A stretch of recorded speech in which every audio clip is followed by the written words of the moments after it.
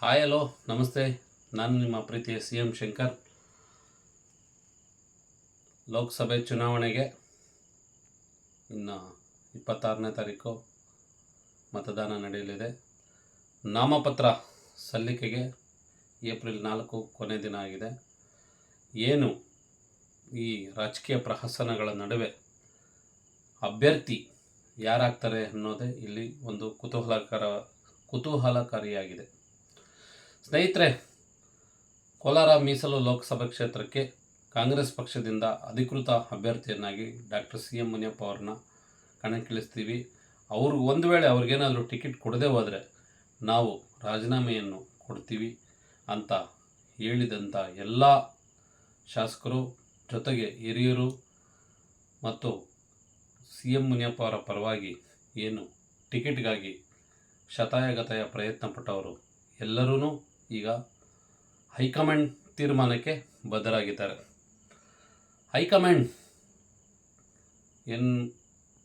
ಈ ಎಲ್ಲ ಒಂದು ಏನು ನಾಟಕೀಯ ಬೆಳವಣಿಗೆಗಳಿದೆಯಲ್ಲ, ಇದಕ್ಕೆಲ್ಲ ಒಂದು ತೆರೆ ಎಳೆದು ಬೆಂಗಳೂರು ಮೂಲದ KV ಗೌತಮ್ ಅವರಿಗೆ ಟಿಕೆಟ್ನ ನೀಡಿ ಕೋಲಾರ ಲೋಕಸಭಾ ಕ್ಷೇತ್ರದ ಅಭ್ಯರ್ಥಿಯನ್ನಾಗಿ ಘೋಷಣೆ ಮಾಡಿದ್ದಾರೆ. ಅಭ್ಯರ್ಥಿಯೂ ಸಹ ಕಳೆದ 2 ದಿನಗಳಿಂದ ಮಿಂಚಿನ ಸಂಚಾರ ಆರಂಭಿಸಿದ್ದಾರೆ. ಇಡೀ ಕ್ಷೇತ್ರದಾದ್ಯಂತ ಅವರು ಭರ್ಜರಿ ಪ್ರಚಾರವನ್ನು ಸಹ ಆರಂಭಿಸಿದ್ದಾರೆ. ಇರಲಿ, ಒಳ್ಳೆಯದಾಗಲಿ. ಸ್ನೇಹಿತರೆ, ಕೋಲಾರ ಮೀಸಲು ಲೋಕಸಭಾ ಕ್ಷೇತ್ರದಲ್ಲಿ ಬಲಗೈ ಸಮುದಾಯದವರೇ ಹೆಚ್ಚಿನ ಸಂಖ್ಯೆಯಲ್ಲಿ ಇದ್ರೂ ಸಹ ನಿರಂತರವಾಗಿ ಅನ್ಯಾಯಕ್ಕೆ ಒಳಗಾಗ್ತಾನೆ ಬಂದಿದ್ದಾರೆ.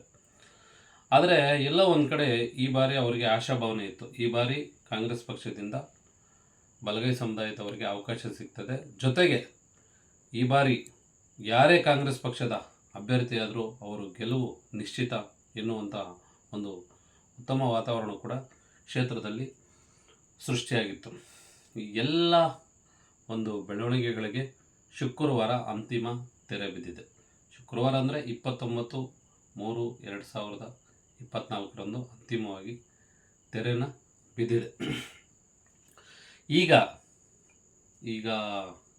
ಅಂದರೆ ಇನ್ನೇನು ನಾವು ಏನು ತೀರ್ಮಾನ ತಗೊಳ್ಬೇಕು, ಯಾರು ಹಿಂದೆ ಹೋಗಬೇಕು, ಯಾರನ್ನು ಬೆಂಬಲಿಸಬೇಕು ಅನ್ನೋದೇ ಈಗ ಬಲಗೈ ಸಮುದಾಯದವರ ಒಂದು ಪ್ರಶ್ನೆಯಾಗಿದೆ.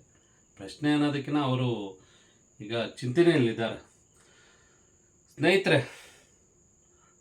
CM ಮುನಿಯಪ್ಪ ಅವರಿಗೆ ಅಂದರೆ ಹಿರಿಯ ಹೋರಾಟಗಾರರು, ಜೊತೆಗೆ ಪತ್ರಕರ್ತರು ಹಾಗೂ ಪ್ರಗತಿಪರ ಕೃಷಿಕರಾಗಿದ್ದಂಥ CM ಮುನಿಯಪ್ಪ ಅವರಿಗೆ ಟಿಕೆಟ್ ತಪ್ಪಿದ್ದರಿಂದ ಇಡೀ ಅವರನ್ನು ಪ್ರೀತಿಸುವಂಥ ಜನ, ಅಂದರೆ ಅವರ ಅಭಿಮಾನಿಗಳಂತ ಹೇಳೋಕ್ಕಾಗಲ್ಲ, ಅವ್ರನ್ನ ಪ್ರೀತಿಸುವಂಥ ಜನ ಎಲ್ಲೋ ಒಂದು ಕಡೆ ತುಂಬ ಆಘಾತಕ್ಕೊಳಗಾದರು. ಏನಪ್ಪ ಇದು, ಕಾಂಗ್ರೆಸ್ ಪಕ್ಷ ಯಾಕೆ ಹಿಂಗೆ ಮಾಡ್ತು? CM ಮುನಿಯಪ್ಪ ಅವರಿಗೆ ನಿರಂತರವಾಗಿ ಟಿಕೆಟ್ ಕೊಡ್ತೀವಿ ಅಂತ ಹೇಳ್ಕೊಂಡು ಈಗ ಮೋಸ ಮಾಡೋದ? ಈ ಬೇಡ ಬಿಡಪ್ಪ, ಇವ್ರ ಸವಾಸನೆ ನಮಗೆ ಬೇಡ, ನಮ್ಮ ದಾರಿ ನಾವು ನೋಡ್ಕೊಳ್ಳೋಣ, ಆದ್ರೂ ನಾವು CM ಅಣ್ಣನ್ನು ಬಿಟ್ಕೊಡೋಕ್ಕಾಗಲ್ಲ ಅನ್ನೋ ಒಂದು ಮಾತುಗಳು ಸಹ ಕೇಳಿಬರ್ತಾಯಿದೆ. ಸ್ನೇಹಿತರೆ, ನಿನ್ನೆ ಕೋಲಾರ ಲೋಕಸಭಾ ಕ್ಷೇತ್ರದ ಅಭ್ಯರ್ಥಿ ಗೌತಮ್ ಅವರು ಪ್ರಚಾರಕ್ಕೆ ತೊಡಗಿಕೊಂಡಿರೋ ಸಂದರ್ಭದಲ್ಲಿ ನಿನ್ನೆ ಅಂದರೆ ದಿನಾಂಕ 1/4/2023 ಯಕ್ಷಿತ್ ಚಿಕ್ಕಬಳ್ಳಾಪುರ ಉಸ್ತುವಾರಿ ಸಚಿವರಾದಂಥ ಡಾಕ್ಟರ್ MC ಸುಧಾಕರ್ ಅವರ ಆದಿಯಾಗಿ ಕೋಲಾರ ಕ್ಷೇತ್ರದ ಡಾಕ್ಟರ್ ಕೊತ್ತೂರು G ಮಂಜುನಾಥ್ರವರು ಹಾಗೂ ಮತ್ತು ಇನ್ನಿತರ ಎಲ್ಲ ಮುಖಂಡರುಗಳು ಹೋಗಿ ನಿನ್ನೆ CM ಮುನಿಯಪ್ಪ ಅವ್ರನ್ನ ಭೇಟಿಯಾಗಿ, ಅಣ್ಣ, ನಿಮಗೆ ಪಕ್ಷದಲ್ಲಿ ತುಂಬ ಅನ್ಯಾಯ ಆಗಿದೆ, ಮುಂದಿನ ದಿನಗಳಲ್ಲಿ ನಿಮಗೆ ಒಂದು ಒಳ್ಳೆಯ ಅವಕಾಶನ ನಾವು ಕೊಡಿಸೋದಕ್ಕೆ ಪ್ರಯತ್ನ ಪಡಿಸ್ತೀವಿ, ದಯವಿಟ್ಟು ನೀವು ಬೇಸರವನ್ನು ಮಾಡ್ಕೊಬೇಡಿ, ನೀವು ಚುನಾವಣಾ ಪ್ರಚಾರದಲ್ಲಿ ತೊಡಗಿಕೊಳ್ಳಿ ಅಂತ ಮನವಿ ಮಾಡಿ ಹೊರಗಡೆ ಬಂದಿದ್ದರು. ಇದೇ ಸಂದರ್ಭದಲ್ಲಿ ನೆರೆದಿದ್ದಂಥ ಒಂದು CM ಮುನಿಯಪ್ಪ ಅವರ ಬೆಂಬಲಿಗರ ಜೊತೆಗೆ ಅವರ ಪ್ರೀತಿ ಪಾತ್ರರು ಅಲ್ಲೇ ನೇರವಾಗಿ ಅವರಿಗೆ ಒಂದು ಸಲಹೆ ಮತ್ತು ಸಲಹೆಯನ್ನು ಕೊಡ್ತಾರೆ.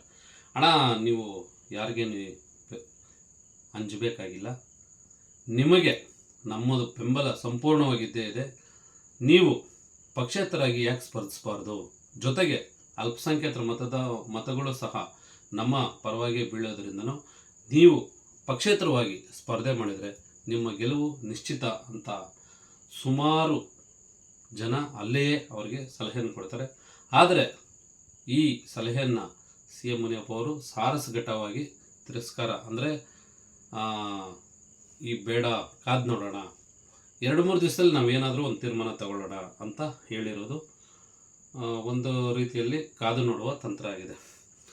ಸ್ನೇಹಿತರೆ, ಎಡಗೈ ಬಲಗೈ ಅಂದರೆ ಪರಿಶಿಷ್ಟ ಜಾತಿಯಲ್ಲಿ ಇದು ಹೊಸ ಒಂದು ಅಧ್ಯಾಯ. ಯಾಕಂದರೆ ಪರಿಶಿಷ್ಟ ಜಾತಿ ಅಂದರೆ ಆದಿ ಕರ್ನಾಟಕ, ಆದಿ ದ್ರಾವಿಡ, ಇನ್ನಿತರೆ ಉಪಜಾತಿಗಳಿದ್ದವು. ಆದರೆ ಇಲ್ಲಿ ಹೆಚ್ಚಿನ ಸಂಖ್ಯೆಯಲ್ಲಿರೋದು ಪರಿಶಿಷ್ಟ ಜಾತಿಯ ಆದಿ ಕರ್ನಾಟಕ ಜನಾಂಗದವರು, ಜೊತೆಗೆ ಆದಿ ದ್ರಾವಿಡ. ಆದರೆ ಇಲ್ಲಿ KH ಮುನಿಯಪ್ಪ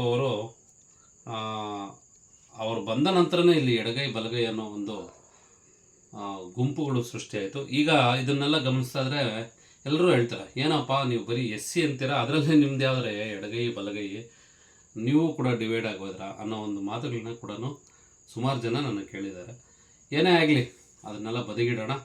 ಈಗ ಬಲಗೈ ಸಮುದಾಯದವರು ಒಂದು ಬೆದರಿಕೆ ಸಂದೇಶನ ಹೊರಡಿಸಿದ್ದಾರೆ. ಏನಂದರೆ CM ಮುನಿಯಪ್ಪ ಅವರಿಗೆ ಟಿಕೆಟ್ ಕೊಡ್ತೀನಿ ಅಂತ ಹೇಳ್ಕೊಂಡು ಬಂದಿದ್ರು, ಈಗ ಕೊಟ್ಟಿಲ್ಲ. ಹಾಗಾಗಿ ನಮಗೆ ಕಾಂಗ್ರೆಸ್ ಪಕ್ಷಕ್ಕೆ ನಾವು ಮತ ಹಾಕಲ್ಲ, ನಮ್ಮ ದಾರಿ ನಮ್ಮದು, ನೋಡೋಣ ಯಾಕೆ ನಮ್ಗೆ ಟಿಕೆಟ್ ಕೊಟ್ಟಿಲ್ಲ. ಹಾಗಾಗಿ ನಾವು ಈ ಬಾರಿ ಬಲಗೈ ಸಮುದಾಯದವರೆಲ್ಲ ಒಗ್ಗಟ್ಟಾಗಿ ಸೇರಿ ನಾವು ಕಾಂಗ್ರೆಸ್ ಪಕ್ಷಕ್ಕೆ ತಕ್ಕ ಪಾಠ ಕಲಿಸ್ತೀವಿ ಅಂತ ಎಚ್ಚರಿಕೆ ಸಂದೇಶವನ್ನು ಕೊಟ್ಟಿದ್ದಾರೆ. ಇದರ ಹಿನ್ನೆಲೆಯಲ್ಲಿ ಅಂದರೆ ಈಗಾಗಲೇ ನಡೀತಾ ಇದೆ ಆ ಚರ್ಚೆಗಳು, ನಾವು ಯಾವ ರೀತಿ ಯಾರನ್ನು ಬೆಂಬಲಿಸಬೇಕು, ಮತ್ತು ಮುನ್ನೆಲೆಗೆ ಅಂದರೆ ರಾಜಕೀಯವಾಗಿ ಮುಂದಿನ ದಿನಗಳಲ್ಲಿ ನಾವು ಯಾವ ರೀತಿ ಒಗ್ಗೂಡಬೇಕು ಅನ್ನೋ ಒಂದು ಚರ್ಚೆಗಳು ಕೂಡ ಇಲ್ಲಿ ನಡೀತಾ ಇದೆ. ಏನೇ ಆಗಲಿ ಈ ಒಂದು ಅನ್ಯಾಯನ ಬಲಗೈ ಸಮುದಾಯದವರು, ಅಂದರೆ ಕಾಂಗ್ರೆಸ್ ಪಕ್ಷ ಮಾಡಿರೋ ಅನ್ಯಾಯನ ಬಲಗೈ ಸಮುದಾಯದವರು ತೀವ್ರವಾಗಿ ಖಂಡಿಸಿದ್ದಾರೆ. ಇದಕ್ಕೆಲ್ಲವೂ ಒಂದು ಉತ್ತರ ಸಿಗಬೇಕು ಅಂದರೆ ಏಪ್ರಿಲ್ 26ನೇ ತಾರೀಕು ನಡೆಯೋ ಮತದಾನದಲ್ಲಿ ಯಾರಿಗೆ ಮತ ಹಾಕ್ತಾರೆ ಅನ್ನೋದೇ ಇಲ್ಲಿ ಕೌತುಕದ ವಿಷಯ ಆಗಿದೆ. ನೋಡೋಣ, ಏಪ್ರಿಲ್ 26ನೇ ತಾರೀಕು ನಡೆಯೋ ಮತದಾನದಲ್ಲಿ ಬಲಗೈ ಸಮುದಾಯದವರು ಯಾವ ಕಡೆ ಒಗ್ಗಟ್ಟಾಗಿ ಮತ ಚಲಾಯಿಸ್ತಾರೆ, ಯಾರು ಗೆಲುವು ಸಾಧಿಸ್ತಾರೆ ಅನ್ನೋದನ್ನು ಜೂನ್ 7ನೇ ತಾರೀಕು ಅಂದರೆ ಅವತ್ತು ಫಲಿತಾಂಶ ಗೊತ್ತಾಗುತ್ತೆ. ಈ ವಿಡಿಯೋ ನಿಮಗೇನಾದರೂ ಇಷ್ಟ ಆಗಿದರೆ ದಯವಿಟ್ಟು ಲೈಕ್ ಮಾಡಿ, ಶೇರ್ ಮಾಡಿ ಹಾಗೂ ಕಮೆಂಟ್ ಮಾಡೋದನ್ನ ಮರಿಬೇಡಿ. ಧನ್ಯವಾದಗಳು.